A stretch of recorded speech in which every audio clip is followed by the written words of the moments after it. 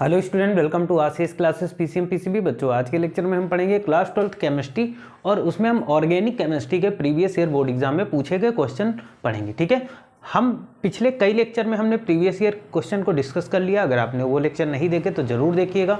और आज के लेक्चर में हम दो important previous year board exam में पूछे गए क्वेश्चन को डिस्कस करेंगे। ठीक है, यहाँ पर जो फर्स्ट क्वेश्चन दिया गया ये भी हमारे प्रीवियस ईयर बोर्ड एग्जाम में पूछा गया बेटा, है ना। पिछले बोर्ड एग्जाम में पूछा गया क्वेश्चन है।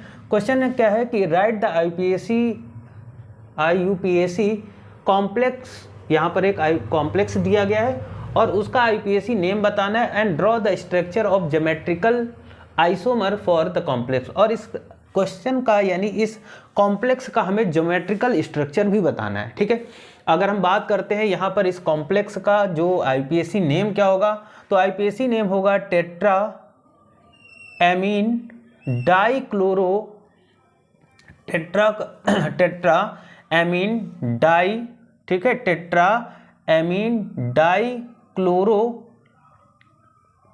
क्लोरिडो क्रोमियम, ठीक है, आयन। ठीक है, ये इसका क्या होगा, IUPAC नेम होगा। और इसके अगर हम स्ट्रक्चर की बात करते हैं बेटा, तो यहाँ पर स्ट्रक्चर इसका एक तो सिस स्ट्रक्चर बनेगा, दूसरा ट्रांस स्ट्रक्चर बनेगा।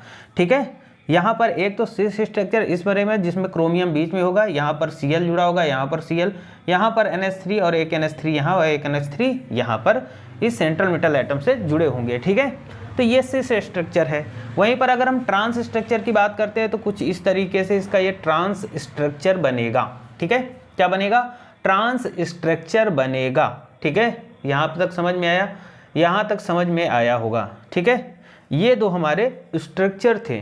ठीक है, आगे हम बात करते हैं बेटा, यहाँ पर बात करते हैं नेक्स्ट क्वेश्चन की।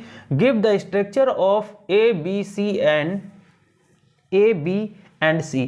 यहाँ पर कुछ अनकम्प्लीट रिएक्शन दी जाएंगी आपको और उसमें A, B, C दे दिया जाएगा। आपको बताना है कि कंपाउंड A क्या बनेगा, कंपाउंड B क्या बनेगा, कंपाउंड C क्या बनेगा।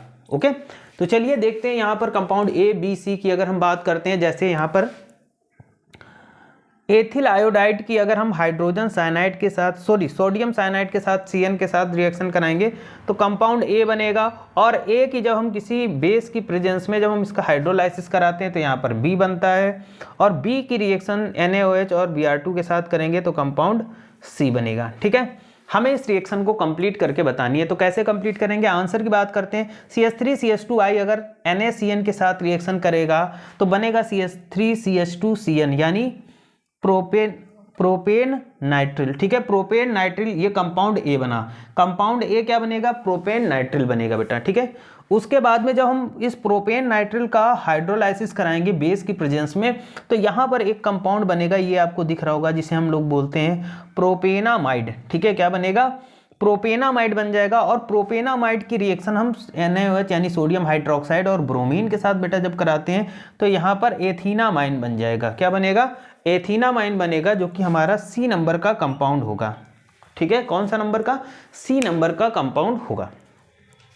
आगे बात करते हैं, रिएक्शन नंबर 2 की बात करते हैं। यहाँ पर C6H5Cl, क्या है, C6H5Cl। ठीक है बेटा, यहाँ पर अगर हम बात करेंगे तो बेंजीन डाइएजोनियम क्लोराइड, और इसकी रिएक्शन अगर कॉपर साइनाइड के साथ कराएंगे तो कंपाउंड A बनता है। और कंपाउंड A का जब हम एसिड की प्रेजेंस में हाइड्रोलाइज करेंगे तो B बनेगा। और B की जब रिएक्शन हम अमोनिया के साथ उसको हीट करेंगे तो कंपाउंड बनता है बेटा यहाँ पर C। ठीक है, तो चलिए हम इसके आंसर की बात करते हैं। यहाँ पर आंसर हो जाएगा बेंजीन डाइएजोनियम क्लोराइड की अगर हम कॉपर साइनाइड के साथ रिएक्शन कराएंगे तो यहाँ पर बनेगा साइनोबेंजीन, यानी कंपाउंड A क्या बनना है हमारा, साइनोबेंजीन बनना है। फिर वहीं पर हम साइनोबेंजीन की रिएक्शन H2O के साथ कराएंगे, यानी एसिड की प्रेजेंस में कहीं ना कहीं इसका हाइड्रोलाइसिस होगा तो यहाँ पर रिएक्शन बन जाएगा C6H5COOH यानी बेंजोइक एसिड बनेगा। क्या बनेगा, बेंजोइक एसिड, यानी प्रोडक्ट B क्या बनना है, बेंजोइक एसिड बनना है।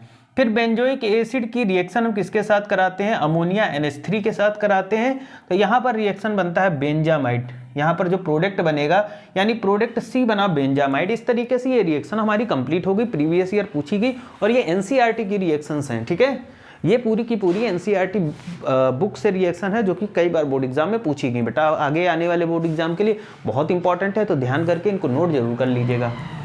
आगे थर्ड नंबर रिएक्शन है कि अगर हम एथिल ब्रोमाइड की रिएक्शन KCN के साथ कराते हैं तो कंपाउंड A बनता है।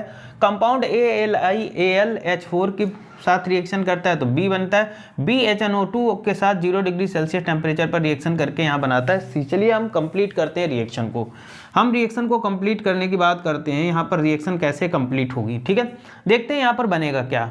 देखो, अगर यहाँ पर एथिल ब्रोमाइड KCN के साथ रिएक्शन करता है तो ये बनता क्या है, साइनोबेंजीन। क्या बना, प्रोडक्ट A बना हमारा बेटा, प्रोडक्ट A बना साइनोबेंजीन, और साइनोबेंजीन LiAlH4 के साथ रिएक्शन करेगा तो प्रोपेन 1 एमीन बनेगा, यानी कंपाउंड B क्या बनेगा, प्रोपेन 1 एमीन बनेगा। और प्रोपेन 1 एमीन क्या करेगा, अगर HNO2 के साथ रिएक्शन करेगा 0 डिग्री सेल्सियस टेम्परेचर पर, तो बेटा यहाँ पर कंपाउंड जो C बनेगा ये वाला हमारा, वो बनेगा प्रोपेन 1 ऑल। क्या बनेगा, प्रोपेन 1 ऑल बनेगा। ओके, आगे देखो आगे हम बात करते हैं बेटा, यहाँ पर अगर बात करते हैं C6H5NO2, ठीक है, और इसकी अगर हम FeHCl के साथ Fe के प्रेजेंस में HCl के साथ रिएक्शन करेंगे, कंपाउंड A बनेगा, और फिर कंपाउंड A की रिएक्शन NaNO2 और HCl के साथ कराएंगे 273 केल्विन पर तो B बनेगा।